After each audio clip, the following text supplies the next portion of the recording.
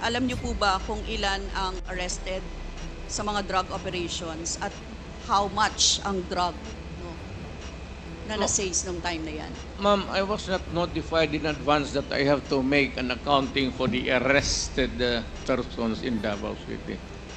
That is, I would not want to. That would not be a proper question. Mr. Chair, sabi niyo yung accomplishment report sa inyo yan. Accomplishment, yes. Accomplishment is another thing. But you see, to ask for the number of arrests or killings, that would be a stupid question. Mr. Chair, maraming salamat, Mr. Chair. Mr. Chair, again, i-reiterate ko lang, Mr. Chair, yung reminders no, na hindi magsabi ng pagmura, siguro, kasi sanay po yung nakaraan, kahit po sa Senate hearing, may mga ganun, ano?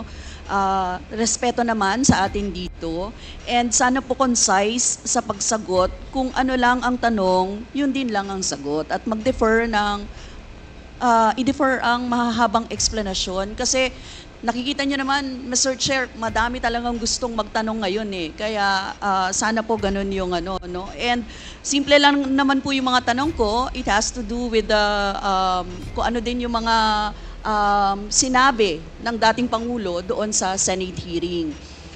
Yan, Mr. Chair. First, yung observe decorum. Tapos, syempre, tulad po ng sinabi ni Chairman Abante, hindi po tayo mangingimi na mag-point of order kapag nilabag po itong mga ito. Yun. Now, Mr. Chair, I would like to direct my questions, Mr. Chair, to Rodrigo Duterte. Mr. Chair, noong October 28, sinabi ni dating Pangulong Duterte, under oath, sa harap ng Senado, and I quote, I and I alone take full legal responsibility sa lahat na nagawa ng mga pulis. Pursuant to my order, ako ang managot. At ako ang makulong, wag yung pulis na sumunod sa order ko. Ang tanong natin, Mr. Chair, the families of innocent extrajudicial killing victims are present. Yun po yung pinagsalita nyo kanina. So can the former president look them in the eyes and say once more that he takes full legal responsibility for the deaths of their loved ones, Mr. Chair?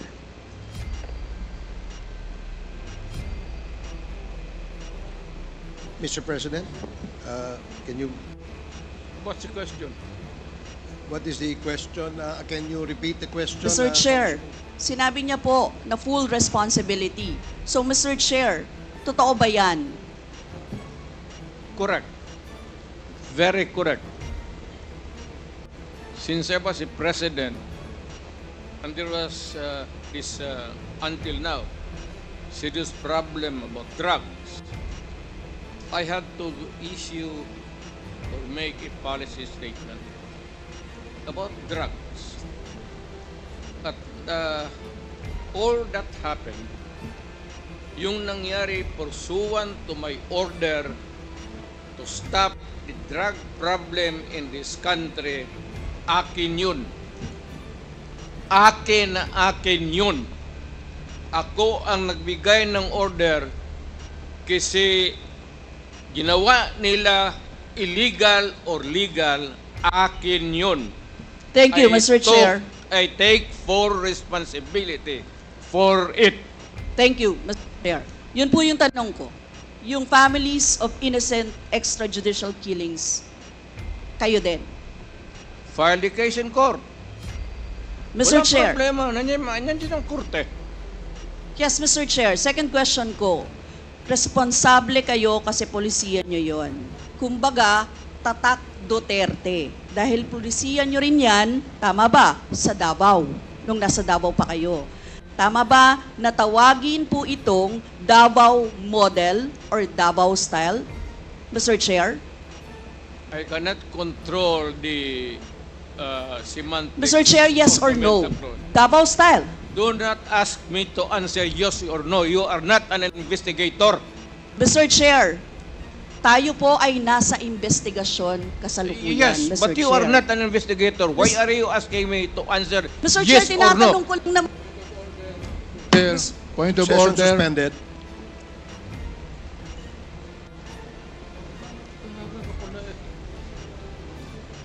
Point of order, Mr. Chair.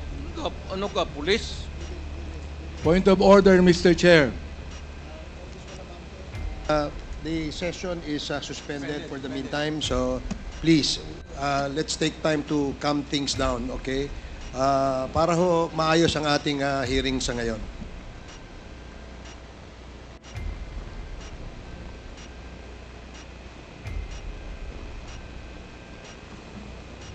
Hearing is resumed. Please proceed, Congresswoman Rosas.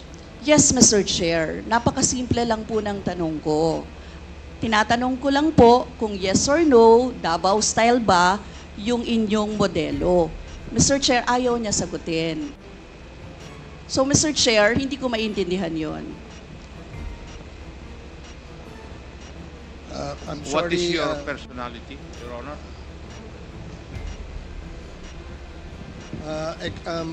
If I may, Secretary Bello, we normally, the committee does not allow the counsel of the witness to speak because the role of the counsel is limited only to counseling his client on his rights. Hanggang doon lamang po. But we cannot ask you to answer any questions that will be asked by any of the members. And that is what Thank is you, in Your the Honor. rules. Thank you, Your Honor. Actually, I'm not answering the question of Congresswoman Rosas, Your Honor.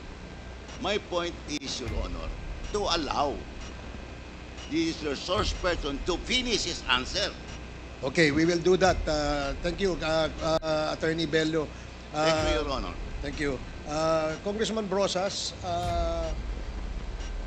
maybe it is perhaps the former president would like to elaborate on his answer. We may ask questions that is answerable by yes or no, and as much as possible, we would ask the resource person to say only answer yes or no. But if he wishes to elaborate, and as long as it is germane and related to the answer to your question, we will allow that. But Yes. we will make it very, very short. Yes, Mr. Chair. Pwede namang mag-expound, Mr. Chair. Ang tinatanong ko lang, sa particular question na yun, maaari naman siyang sagutin ng yes or no. And then the explanation, Mr. Chair. Opo, opo. Mr. Do Pres- not control my answer, kung Your Honor. This is not an inquisition. It's a democratic process of investigation. Okay, thank you, Mr. President. Sana po, if there are questions that will be propounded by the members, hopefully, medyo kung gusto po natin mag-elaborate, we will allow that, provided that kung maaari po sanang iksian lamang po natin nang sa ganun, no, malinaw. And for the members who wish to ask questions that are answerable by yes or no, please make the questions very clear para ho masagot po ng yes or no, Your Honors. So I hope para ho maayos yung ating patakbo ng ating hearing sa ngayon. So please proceed, Congresswoman Brosas. Yes, Mr. Chair. Mr. Chair, ang tanong ko, sinasabi nyo rin na ang war on drugs ay talagang utos nyo. Diba? Pag sinabing war on drugs, Duterte yan. Sa inyo na nadikit yan. Unless, eto po, tanong na pwede nyo i-expound. May iba kayong gustong itawag doon? Meron po ba kayong gustong ibang itawag doon? Wala na po. Sabi ko, I assume full responsibility for whatever happened in the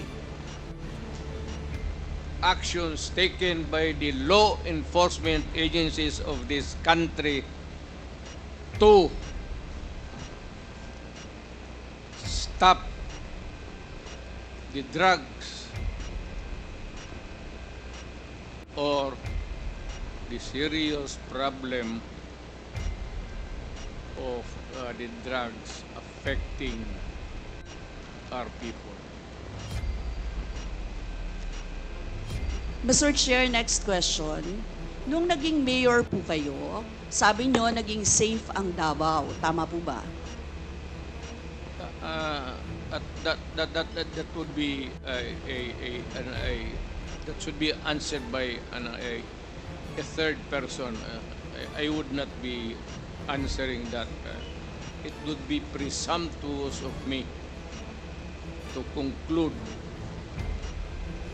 Hindi ako magsabi. I never said that Davao City was not publicly. Mr. Chair, as mayor, masasabi nyo na naging safe ang Davao sa panahon nyo? Talaga. Kasi Talaga. walang kriminal sa kalye, Talaga. walang snatcher, Walang sinatser. walang akyat bahay, Walang akyat bahay. walang magnanakaw, Walang magnanakaw. walang mamamatay tao. Walang mamatay tao. So yun po lahat, yes. Oh. So walang mga kriminal o walang insidente ng kriminalidad, bakit po? Merong mga incident, not totally. It would be a dream of a city not to have any criminal incidents or violence. Pero overall, Davao City was safe.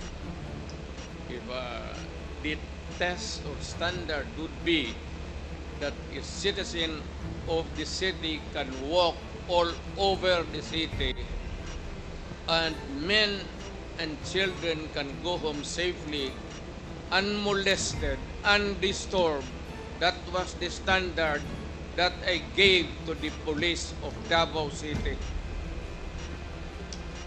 Mr. Chair, I would like to ask, no, hindi ba nagkandamatay sila sa panahon na yun? Marami po. Sino-sino po ang mga pumatay? Wala akong listahan yan, ma'am. We have to go to the... Tawag nito. Hindi ko bit-bit. Ang bit-bit ko lang ko yung hindi. Mr. Chair, I would like to ask again, no? Sa inyo po na karanasan, kayo mismo ba pumatay? Ako? Marami. Mga 6 o 7. So Aywan what- ko kung natuluyan yung hindi ko na follow up sa ospital kung natuluyan. Quote ko lang, ipaalala ko ulit, Mr. Chair, kasi mula din ito sa Senate hearings, ano. I-quote ko lang po kayo, in Davao, I used to do it personally, just to show to the guys that if I can do it, why can't you? Correct. Sinabi niyo po yan sa mga business leaders sa meeting sa Manila. At kung paano niyo ginode ang mga police officers to gun down suspects. Tama po ba? Yes, if they present a violent resistance, that's the only thing there. You can kill the criminal if you are personally in danger of losing your life too. Ito But ba, hindi mo pwedeng patayin yung kriminal nakahandcuff o nakatali. Hindi trabaho ng lalaki yan. ito pong second, Mr. Chair, na quote, kayo rin ito. And I'd go around in Davao with a motorcycle, with a big bike around. And I would just patrol the streets looking for trouble also. Manila Times po ito. I was really looking for a confrontation so I could kill. Sinabi niyo po ito. Yes. Nagdadasal po ako na nagmumotor ako na may mag-hold upper dyan. At kung maabutan kita, talagang patayin kita. At kung basta kriminal ka, wala akong pasensya sa kriminal. Pagka lumaban, patayan. So, Mr. Chair, kanina po kasi sinabi ni Duterte na he takes full legal responsibility. Siya Yes. ang mananagot at Yes. makukulong sa ginawa ng mga kapulisan. Yes. Kung sa inyo po ang policy, inaako nyo rin ang accomplishment nito. Yung lahat po, kasi kung naaalala ko sa war on drugs, yung mga accomplishment, may nahuli, nagbebenta, gumagamit, gumagawa ng droga. Lahat yan. Ma'am, if you are the city executive or mayor, lahat ng utos mo na ginawa ng pulis, and all the consequences, sagot ko yan. Pati yung ginawa ng pulis, sagot ko yan. Pati po yung accomplishment kung may nahuli, enforcement of law yun. Accomplishment din po yung na-confiscate na drugs. Tama ba? Lahat ng trabaho ng pulis, because you are the mayor, at inutos mo yan, and the consequences, or sometimes an incident can go right and go wrong. Protektahan ko yung pulis kasi ako ang mayor. Hindi magtrabaho yung pulis, matakot yan kung hindi mo bakaban. So lahat ng trabaho ng pulis, nung ako'y mayor, for the longest time, akin yan. So, Mr. Chair, alam niyo po ba kung ilan ang arrested sa mga drug operations at how much ang drug na na-seize nung time na yan? Ma'am, I was not notified in advance that I have to make an accounting for the arrested persons in Davao City. That is, I would not want to. That would not be a proper question. For a Mr. Chair, resource sabi niyo person. yung accomplishment report sa inyo yan. Accomplishment, yes. Accomplishment is another thing. But you see, to ask for the number of arrests or killings, that would be a stupid question. Mr. Chair, sinabi po ninyo na aakuin nyo lahat. E di syempre may accounting din kayo, Mr. Chair. At kabisado nyo, kahit nga kabisado ninyo kung ilan ang hinuli, ilan ang pinatay, ilan. Dapat may accounting kayo, Mr. Chair. And I believe, Mr. Chair, noong 2017, correct me if I'm wrong, may President's Accomplishment Report kayo, Yes, ma'am. Mr. Chair. Tanungin kita, where were you the other day at 4 o'clock in the afternoon? Point of order, Mr. Chair. Nga sinabi ko. Yes, may I remind our resource person, Mr. President, maaari po ay wag po, iwasan po natin magtanong sa ating po mga membro. Please answer the questions lamang po at refrain from asking questions to the members of Congress. Yan po ang nakasaad sa ating rules. Please continue, Congresswoman Brosas. Thank you, Mr. Chair. I'm sure alam po yan, no, ng former President kasi siya ay naging miyembro din ng Kongreso, Mr. Chair. Yes. Yes, Mr. Chair, 2017 President Accomplishment Report meron, sinabi nyo rin naman. Ngayon, Mr. Chair, kung gano'n, handang mag-cooperate ba ang dating Pangulo sa lahat ng investigations na gagawin, Mr. Chair? All investigations. What do you mean by lahat? How many investigations do you think that I have to participate?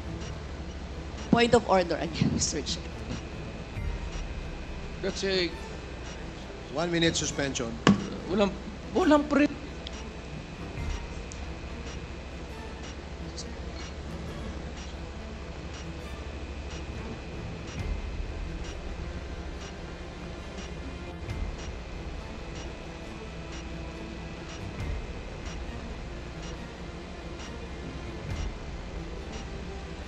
Hearing is resumed. Again, let me remind our resource person as well as our members that please refrain for the resource person, refrain from asking questions to the members. Please limit your reply to the questions being asked. At sa atin naman po mga members, please go straight to the point. Ask the resource person the question that you wish to be answered. Direkta, para ho hindi tayo magtagal. Mr. Chair, Yes, you have, Congresswoman Brosas, you have 4 more minutes. Mr. Chair, may I interrupt? I am asking the... Is this related, Mr. President? to Yes, the it is question? related. I am asking yung tatanong to lay the predicate first Okay, before, sige po. para hindi tayo mawala. Sige po. Congresswoman Brosas, I hope you can consider the opinion of the resource person by laying the predicate before you ask the question directly to the former president. Yes, Mr. Chair. Mr. Chair, siguro, tatanong ko na lang diretso, Mr. Chair. Yung former president ba ay willing na mag-cooperate sa investigation sa ICC? Kaugnay dito? ICC, ma'am. I'm asking the ICC to hurry up, and if possible, they can come here and start the investigation tomorrow. This issue has been left hanging for so many years. Matagal, ma'am, baka mamatay na ako, hindi na nila ako maimbestiga. So I'm asking the ICC through you na magpunta na sila dito bukas, umpisahan na nila ang investigation. And if I am found guilty, I will go to prison and rot there for all time. Mr. Chair, balikan ko lang yung isa ko pang tanong, Mr. Chair. Ito sa Senate hearing dito, Mr. Chair. Sinabi ni former President Duterte, encourage the criminals to fight. Encourage them to draw their guns. Yan ang instruction ko. End of quote. And the only way na hindi kayo makulong and to justify the killing is bigyan mo talaga ng panahon na lumaban. Tama po ba? Yan ang sinabi ninyo. Yes, because that would be justified kung lumaban. Yan, kasunod pa lang po yung Ang question ko. utos ko- Ang question ko po ay, bakit nyo ine-encourage yung kriminal na lumaban? Para medyo maminus-minus ang problema sa syudad ko. Kung may criminal dito na 50, kung mapatay ninyo yung 30, di 20 na lang, hindi na masyado problema dyan sa akin. Ibig sabihin, Mr. Chair, hindi mapaparusahan ang nakagawa ng krimen in self-defense. Hindi man siya. Siya alam naman trabaho ng police, ma'am. The policeman should know when to kill and when to injure. Hindi naman kailangan sabihin na. May elements naman ng self-defense. Alam niyo yon, Mr. Chair. Not self-defense, man. Performance of duty. Performance of duty, but elements of connected with self-defense. that performance of duty is self-defense. So, Mr. Chair, ano-ano yon? Ang what? Elements of self-defense, Mr. Chair. Self-defense is when you defend yourself to avoid injury, serious, or you die. That is applicable also to a policeman who is performing his duty, because the policeman has to confront, ang civilian has to iwasan. But a policeman, a law officer, if you are a law officer, you have to confront the criminal. Ang sanabi ko sa kanila, huwag kang pumunta dito sa akin isina na may sugat ka, sipain kita, patayin mo. Bakit ikaw ang may sugat? Wala akong my language is brutal and raw for criminal. Wala akong pasensya, ma'am. I've been a prosecutor for 9 years. Talagang sinabi ko, pag hindi na mahinto yan, patayin mo na yan. Huwag mo nang pabalikin niya dito sa opisina ko. Thank you, really Mr. want Chair. to know the truth. Ganon.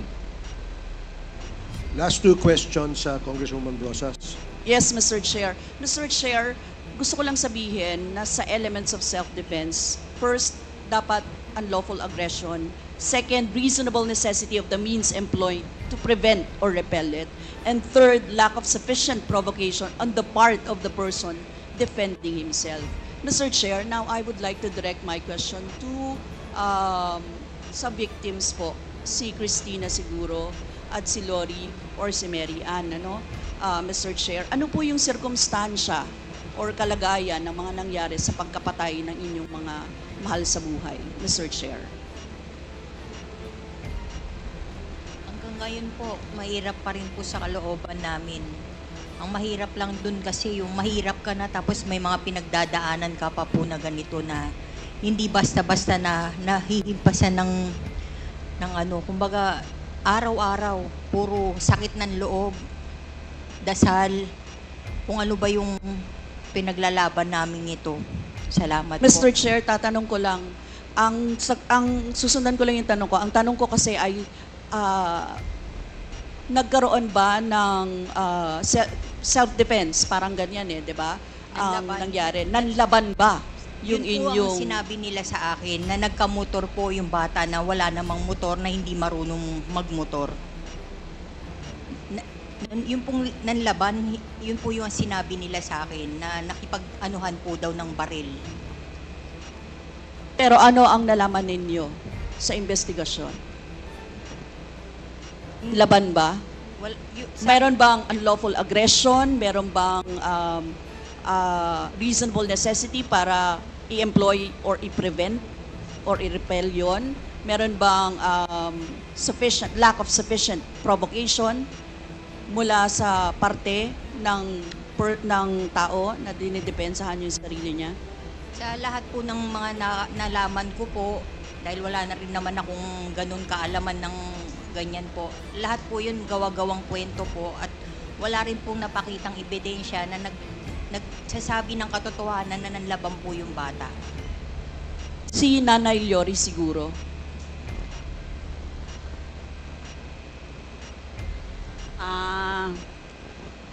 Sa parte po ng aking mga anak na dalawa, nawala po kasi sila ng May 11, tapos nalaman na lang po namin May 12 na natagpuan sila dun sa isang lugar sa Quezon City na patay na sila.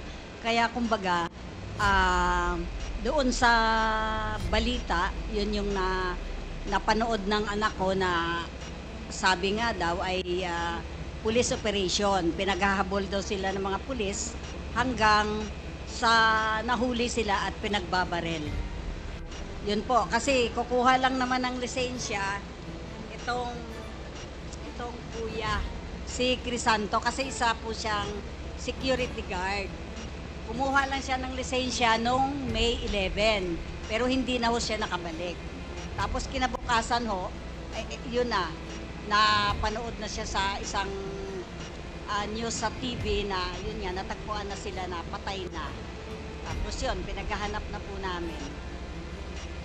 Si Nanay Mary Ann. Yung time po nung pinas lang yung mag-ama ko, sa totoo lang, planado po ng mga pulis yun, na pumatay po sila. Ang hinahanap po nila, hindi po yung mag-ama ko, yung kapatid ng asawa ko. Nasa police report po nun. Halos planado po nila, nandyan na po yung soko, andyan na yung punerarya, na halos sa amin bilang mahihirap, wala kaming magawa. Halos talagang yung ginawa ng mga opisyal ng mga kapulisan na imbis na magtiwala kami, nawalan kami ng tiwala. Halos sa tingin po namin parang mga na po sila. Hindi na po nila ginagampanan yung mga obligasyon nila bilang mga pulis. Kaya yung time na yon, hindi po makatawo yung ginawa nila sa aming mga mahihirap. So sa tingin niyo po hindi nanlaban? Hindi po. Sa liit po ng bahay po namin, halos 3x3 lang po yung bahay namin. Kwarto lang po. Wala pong mga barilang mag-ama ko. Halos nakalood na po yung mag-ama ko nung time na yun. Paulit-ulit po kami nagmamakaawa. Pero pinaslang pa rin po yung mag-ama ko. Thank you, Mr. Chair. That would be all. Ano? Thank you. Lumalabas doon na may mga excesses talaga at mga violations na naganap, Mr. Chair. Mr. Chair, thank you, Mr. Chair. And siguro, Mr. Chair, for the next round of interpellations, pwede pong palista ulit. Maraming salamat, Yes, Mr. opo. Chair. Meron po tayong second round. So,